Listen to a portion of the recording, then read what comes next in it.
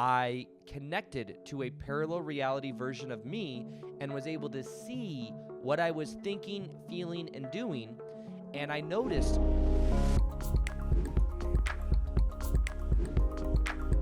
because I was so influenced by Bashar's teaching, who's a channel, it's kind of like Abraham Hicks, but he talks a lot more about shifting through parallel realities. And for me to do what I've done in my own life now, to live my dream life, I shifted to that reality by being that version of me, meow. So in my imagination, I connected to a parallel reality version of me and was able to see what I was thinking, feeling, and doing. And I noticed things about my daily habits. I noticed things about how I was showing up in the world, how I related to other people. And what I did is I simply decided that that's who I am now. And I was back in 2017 when I was working at Barney's and Women's Shoes. I decided that I am a full-time YouTuber now, and I became that. And I used the information and the awareness that I have of shifting through parallel realities. So in a way, you could say this is also how to manifest using parallel realities. I've noticed that there are other quantum physicists. This information is really starting to come out, is this understanding of parallel realities. They've showed this before with the double split or the double slit experiment, which has to do with cats. Was it cats? I forget. It's cats, where it's like laser that goes through and the whole particle and wave thing. It's like it goes to show that we live within an infinite number of parallel realities.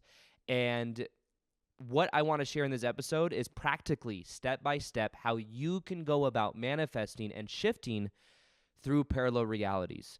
And this is something I'm very passionate about because I believe it goes deeper than the law of attraction and manifesting. I think that a lot of manifestation has been completely overhyped in certain ways. And I say that maybe with a little bit of bitterness behind myself, because back in 2017, I was trying to manifest. But the way I was doing it is I was thinking better thoughts.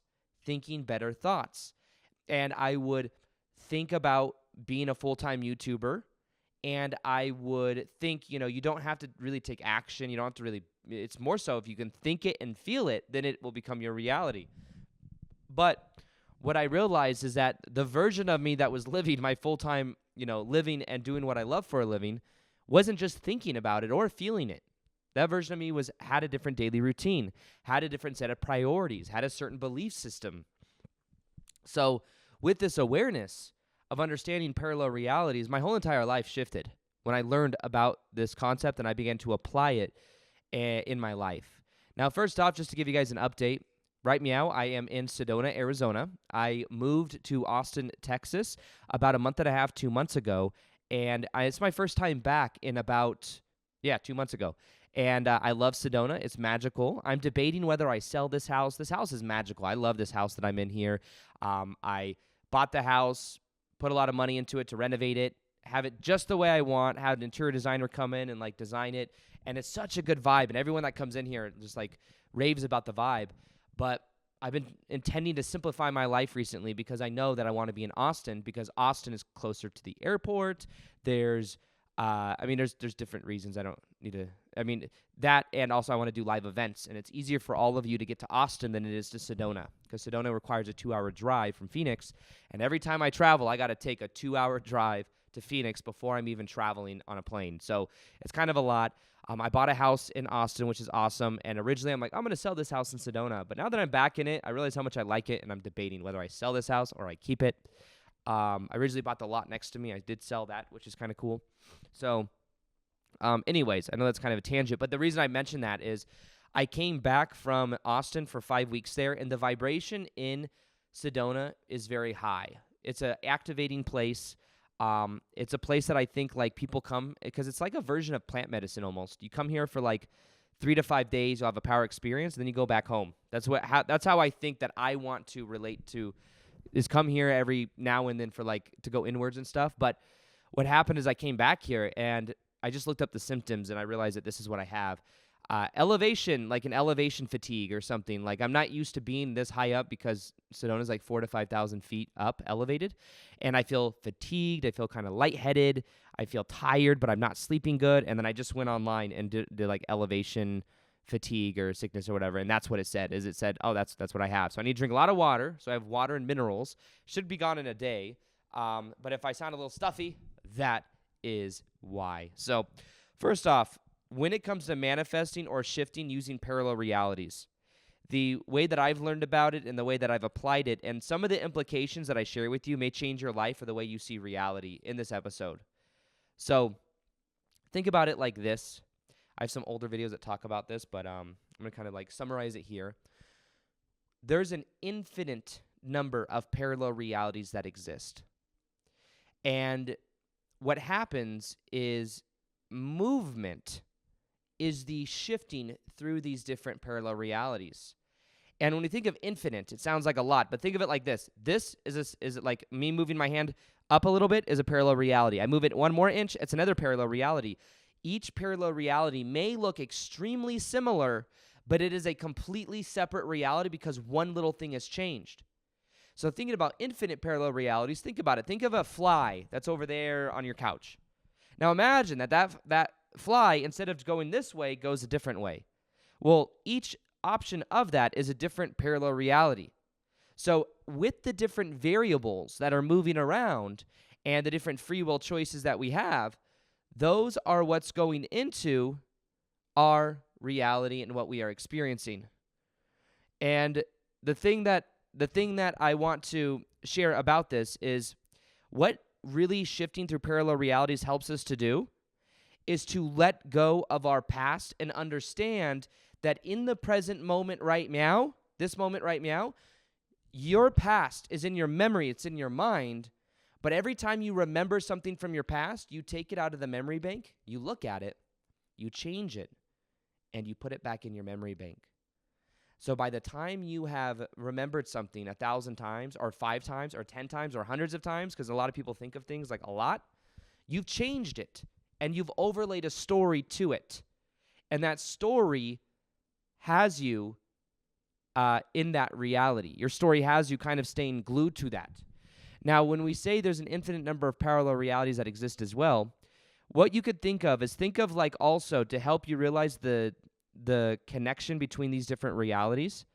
Imagine you have a film strip. This is called the film strip analogy. Imagine there's a film strip, and on it, you cut out different frames. Now, there may be one frame of the film strip where you're like this, and another one where you also look like this. Now, if you were to cut out these different film frames, you could look that they look exactly the same, but they're 2 completely different frames. But because because they go through at a very quick speed through that of this projector, it looks like one long fluid movement. And that's the thing to understand about shifting through parallel realities. There's an infinite number of parallel realities that exist, and what we can begin to do is understand that we can instantly change. We can instantly change. We are not stuck in a static reality. The only thing that keeps us recreating the same reality over and over again is the static story we have about who we are. All of us, we have a static story about who we are, what we deserve, about love. I had a static story about women trying to control me, and that's why I had the ex-stepmom in my life. Maybe that story came from that experience, and then she left at 15 years old when my dad divorced her. I kept attracting women that were trying to control me. So these are different parallel realities, but they're all the same energy. Either a girlfriend that was trying to get jealous and trying to control me, or a manager that was the same energy dynamic as my ex-stepmom. And I had a story that I work a 9-to-5 job and I sell women's shoes, and to go full time, there was all these blocks. I felt stuck. I felt static. Like, this is who I am. And a lot of people got in the static story of working that 9-to-5 job selling women's shoes because once you a lot of people were going to college while going there. Once you graduate college, you're making $50,000, $60,000 a year. You graduate college, a lot of people had the opportunity to go get paid $30,000 a year, but by then they're like, I don't want to take less money. I might as well just it becomes like this trap. But they tell themselves, I can't do this or I can't do that. And one of the things I think keeps us more stuck in reality than anything else is the autopilot mind and the desire that a lot of us have to be normal. to be normal, and to do what everybody else is doing because we want to be accepted. And I'm reading a book right now. I think it's called like Original or something like that. It's about people that are original and how they go against the grain. Like, I forget the name of the book, but it's a fascinating book it talks about how, like when siblings are born, a lot of times the oldest sibling may be the one that like paves a certain path. The more kids that come after that first initial oldest sibling, depending on the year difference, the siblings will normally try to not compete with the older sibling, but do something else to be more original. Because in their mind, that sibling's already doing that thing, so they need to pick a different niche. And the interesting thing is what they noticed is that comedians, generally, not always, but generally, comedians are kids that are like the youngest child of many kids. Because they are maybe, it was going through a whole bunch of these comedians that had like older brothers that were doctor, lawyers, this, that, and then they're like the fifth child and they're comedian,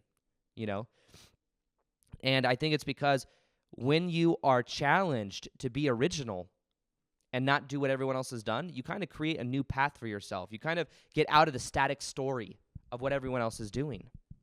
So for this understanding of parallel realities in general, I also want to share this little experiment they've done. I've shared it before in other videos, but it's a game changer when you learn it because it really defies what is reality. I hope you guys enjoyed that little segment from my podcast called the Aaron Doughty Podcast. If you want to listen to the rest of that episode, click the link below. You'll see it on iTunes and Spotify. You can download episodes. It's so easy to listen to. You can do it while you're working out, while you're driving. It's so convenient. And that's where new episodes go live every Tuesday and Thursday.